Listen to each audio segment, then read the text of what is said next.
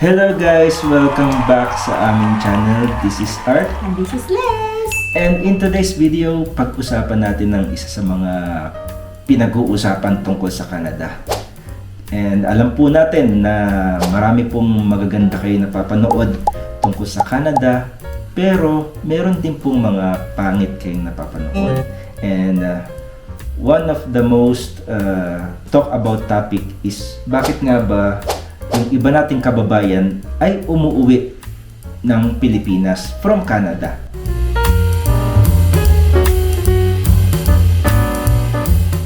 Hindi na kinaya si Canada. Yes. Kaya nga, yung mga negatrons, yan yung mga pinag-uusapan. Bakit sila umuwi? Pero, pag-usapan natin ng real talk. Bakit nga ba? Siguro dahil iniisip nila na scam ang Canada. Yan, sumikat. Kung alam niyo guys, yung Yun. yung isang video na scam daw. Nag-trending na scam daw ang Canada. Pero Yes, yung yan pag-usapan ang natin. pag-usapan natin ngayon. So bakit nga ba umuwi yung mga Pilipino pabalik ng Pilipinas o pabalik ng ibang bansa? Number one, Number one is weather. weather. Kasi dito sa Canada guys, ang katotohanan ay napakalamig. During winter time dito sa Canada guys, yung snow is talaga siya, nakakalungkot. Yes. Yun yung mga time na yung mga tao dito is parang nade-depress, parang lagi na lang emotional. Kasi hindi namin alam bakit, pero totoo pala na yung winter, lalo na yung heavy snow or grabe ang snow, nakakalungkot pala talaga. Yes. Kung narinig nyo guys yung kasabihan na yung snow pala masaya lang sa umpisa. Yan, totoo yan guys. Totoo yun. Kung first time mo dito sa Canada, makakita ka ng snow, katulad namin, tuwan-tuwa kami. Pero habang tumatagal siya, pero parang nakakalungkot na siya. Yeah. So, it depends on you. Pero marami pong mga kababayan natin ang hindi kinakaya po yung weather dito sa Canada. Kasi pag winter, umaabot dito ng may mga 3 days or 4 days na umaabot ng minus 30 to minus 40. Ganun po kalamig dito guys. Kailangan dodoble kayo, tripling suot bago kayo makalabas ng bahay. Yan ang reklamo din dito sa mga nandito sa Canada, kasi kung lalabas ka, kailangan mong magdoble-doble, ang bigat sa katawan. So, ang ending is magstay na lang dito sa bahay, which is yun ang nakakabigay ng lungkot kasi para kang na-seclude, para kang na-box sa loob ng bahay. So kung sanay ka sa Pilipinas na labas ka ng labas sa kalye, outgoing ka, so madidepress or malulungkot talaga dito. Meron nga ako dating pinost sa Facebook na na hindi pala malamig sa North Pole, dito pala sa Canada. Kasi nung kinumpara ko yung temperature sa North Pole, mas mainit pa dun sa North Pole kumpara dun sa nararanasan naming winter dito sa Canada. So number 2 reason. Number 2 is career growth. Career growth, yan. Isa sa mga pinaka hate na mga ibang Pilipino kapag pumupunta dito sa Canada. Lalo na kung diyan po sa Pilipinas, professional ka na, katulad ng engineer, doktor, manager yun, or business owner.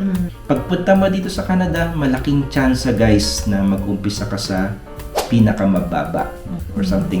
But don't get us wrong guys ha, yung mga ganyan na mga trabaho, yung mga cleaner, yung mga server, there's nothing wrong with that. Yes. sa job na ganyan, as long as kumikita tayo, di ba? It will become wrong kung sa isip natin is bakit ako magsi-server, bakit ako magki-cleaner, head nurse ako sa Pilipinas. Tama. So diyan magka-poison ang mga isip natin guys. Yes. Na pangit pala dito sa Canada, bakit hindi ko pala kaya ganito, ganyan. Tama. Kaya pinakamahirap guys yung pride na tinatawag. Kaya pag pumunta kayo ng Canada, be prepared na i-level down po yung pride nyo. Yes. Yung Like our own experience guys, galing kami sa UAE, 'di ba? So habang nandun pa kami, nag-usap-usap na kami na pagdating natin doon, baka siya sa McDonald's or ako sa department store, magtindera. Sales lady. Sales lady, gano'n. So, Pinrepare na natin. Pinrepare na namin yung sarili namin na dyan talaga kami mag-uumpisa. Pero, pagdating namin dito, praise God, yung gusto namin na trabaho, yun ang natanggap namin. So it depends on your situation. Pwedeng makuha niyo yung trabaho na gusto niyo, pero maaring hindi rin. So be prepared. Kami, nag-prepare na kami mentally and emotionally na kahit anong trabaho papasukin namin. You have to be patient and babaan niyo po yung pride niyo kapag nag-umpisa kayo dito sa Canada. So number 3 na reason, guys, is yung culture shock. Yes, culture shock. So, yung buhay mo sa Pilipinas, don't expect na yun din yung culture o yung lifestyle na mararanasan mo dito sa Canada. Kaya marami guys dito na de-depress o nahihirapan. Kaya bumabalik na lang sila ng Pilipinas. Po kasi sa Canada, kailangan mo talagang kumayod o magtrabaho to pay your bills. Hindi katulad sa Pilipinas na mas marami pong bakasyon. Dito po kailangan po magtrabaho po kayo ng kundi sapat ang trabaho nyo. Some people are working more than one job. Most of the people here are working 2 jobs. Mga part-time. Naghahanap talaga ng mga part-time kasi nga guys, hirap maka-cope up dito ng mga bills. Kung marami po kayo mga nakagisnan sa Pilipinas, ibang-iba po dito sa Canada. Kaya po naninibago sila. Number 4, guys, is high expectations. Kasi guys, maraming pumupunta sa Canada, ang taas po na expectations nila. So, marami silang napanood na YouTube, marami silang napanood na vlogs, na kapag pumunta sila dito sa Canada, gaganda po kaagad ang kanilang mga buhay. So, sadly, it's not true in many cases. Lahat po ng mga nag-uumpisa may pinagdadaanan pong hirap. And kailangan po handa po kayo. Hindi lang physically, handa rin kayo emotionally. So yung ibang mga Pilipino guys, magaganda na po yung buhay nila sa ibang bansa. Maganda na po yung buhay nila sa Pilipinas. And mataas po yung expectations nila sa mga napapanood nila, mga naririnig nila about Canada. And they are expecting na pagpunta nila dito sa Canada, mas aangat pa po yung buhay nila from their current status. Which is, hindi dapat ganun po yung mentality na dalhin nyo po dito sa Canada. Kaya dapat guys, bago kayo pumunta dito sa Canada, you have to do your own research. Kailangan alamin nyo guys ano yung mga pros and cons ng pagtira dito sa Canada. Lalo na napakalaki po ng Canada. Kung ano po yung napupusuan yung provinces or city, you have to make your own research para po hindi po mataas masyado or malabo po yung mga ini-expect nyo. And pagdating nyo po dito sa Canada, magugulat na lang po kayo. And isa sa mga expectations ng mga kababayan natin ay makakuha kagad ng mga permanent residency o magkaroon sila ng citizenship, which is in reality kailangan nyo pong paghirapan. And meron po siyang due process and mga kailangan yung documents na i-accomplish para nyo siya makuha. So yung ibang natin mga kababayan, nahihirapan silang magkaroon ng ma-change yung status nila into permanent residency, kaya umuwi na lang sila ng Pilipinas o bumabalik na lang sila sa ibang bansa. Number 5 na reason guys is high cost of living. Yes guys, reality dito sa Canada guys, mahal po ang mga bilihin, mahal po ang mga services, lalo na kung ikaw ay nagko-compute or nagko-convert ng dollars into pesos, magugulantang po kayo dahil mahal po. Malaki rin po yung mga taxes dito. Kaya yung ibang mga Pilipino nagkakaroon ng more than one job and ang laki po ng kinikita nila, Pero pagdating po ng tax computation, malaki po yung binabayaran nilang taxes. And meron kaming filing of taxes every year.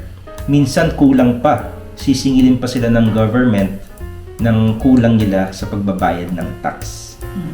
Kaya yun yung isa sa mga mahirap, guys. Kaya guys, isasama na rin namin dyan yung inyong financial readiness. Kailangan pag pumunta kayo dito guys sa Canada, financially ready kayo. Lalo na kung ini-expect nyo na wala pa po kayong trabaho. Yung ibang mga Pilipino dito guys, pumupunta sa Canada, nag-show money lang. Pag nag-show money ka, ibig sabihin nun, pagdating mo sa Canada, hindi mo naman gagamitin yung pera. Which is, ina-advise namin na wag nyo pong gagawin. Kasi po, napakalaki po ng gastos dito sa Canada. Kung gusto nyo pong malaman yung gastos dito sa Canada, meron pa po kaming isang video. So panoorin nyo guys yung isa pa naming video para ma-ready po kayo or maging aware po kayo kung magkano po ang gastos dito sa Canada. Pag nakakuha na po kayo ng trabaho, pwede na po kayong makapag-budget. Yes. Yun lang guys, yun po yung 5 main reason na naiisip namin bakit marami pong negatron or bakit po maraming umuuwi sa Pilipinas o sa ibang bansa mula Canada. Hindi po namin sinasabi na pangit po dito sa Canada, pero do your own research guys. Huwag nyo po masyadong mataas yung expectations nyo, lalo na kung pupunta pa lang kayo dito sa Canada. Be prepared physically, mentally, Yes. emotionally, spiritually, lahat ng i-ready nyo na guys, yung pagkatao nyo. Kasi dito sa Canada, hindi po biro. Pero iba-iba guys ang kapalaran ng tao. Hindi porket maganda yung naging kapalaran ng isa, magiging maganda na rin yung kapalaran mo. Maaring hindi naging maganda yung kapalaran ng iba, pero pagdating nyo sa Canada, smooth at Yes. maganda po yung inyong kapalaran. So it depends po sa inyo. Napakarami pong may offer na maganda po dito sa Canada. Kaya kami po ay staying positive Yes.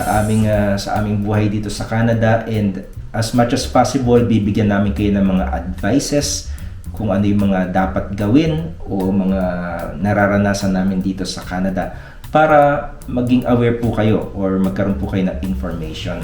Yes. Yun lang guys, maraming salamat po sa inyong panonood. We hope may natutunan po kayo sa aming video. Mag-comment lang po kayo ng gusto nyong mga topics na pwede pa namin ma-discuss. And please support our channel by clicking the thumbs up button, and please subscribe for more videos like this. Maraming salamat guys. God bless and bye-bye.